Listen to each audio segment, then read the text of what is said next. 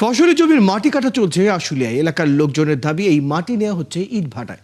শত শত বিঘা কৃষি জমি পরিণত হচ্ছে জলাশয়ে। এতে জমির শ্রেণী পরিবর্তন করে মানচিত্র থেকে উধাও হচ্ছে কৃষি জমি। জাহিদুল ইসলাম অনেকের তথ্য ও ছবিতে বিস্তারিত।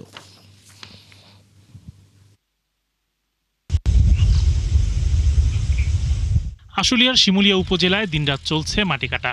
দীর্ঘদিন প্রভাবশালী একটি মহল নদীর পাড় ও কাছাকাছি এলাকা থেকে মাটি কেটে নিয়ে যাচ্ছে। নদীর পাড় কেটে নেয় জমির মালিকরাও বাধ্য হচ্ছেন কম দামে ইটভাটা মালিকদের কাছে মাটি বিক্রি করতে।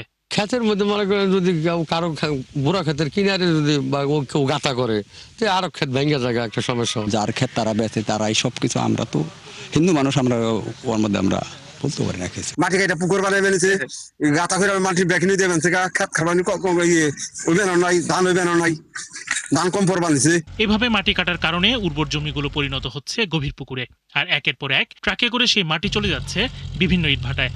রাস্তা ভাঙে যাচ্ছে, মানে গতর দিকে পড়ে যাচ্ছে, ভাঙে নামার দিকে। কিছু লোকের ব্যবসার জন্য আমরা এই জনদুর্ভোগের মধ্যে পড়ছি, যা আমাদের হলো এই রাস্তাঘাট ভেঙে যাইতেছে, আমরা নানানভাবে হেনস্থ হইতেছি। বিষয়টি খোঁজ নিয়ে আইনানুগ পদক্ষেপ নেওয়ার আশ্বাস দেন উপজেলা নির্বাহী অফিসার।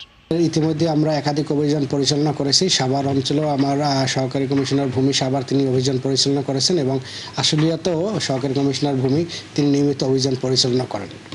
এছাড়া আমরা এই বিষয়টা সবসময় সচেতনতার সাথে করার চেষ্টা করি আমরা।